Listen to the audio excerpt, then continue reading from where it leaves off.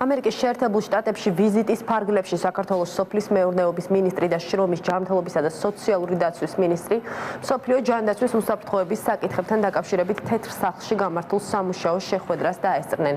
შეხვედრაზე მსოფლიოს სხვადასხვა წერტილში გავრცელებული დაავადებების წინააღმდეგ ბრძოლის მეთოდები და ერთიანი სისტემის შემუშავების საკითხები განიხილეს.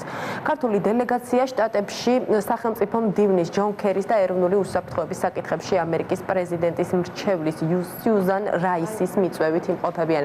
შეხვედრის მონაწილეებს შეერთებულ შტატების პრეზიდენტმა ბარაკ ობამამ სიტყვით მიმართა.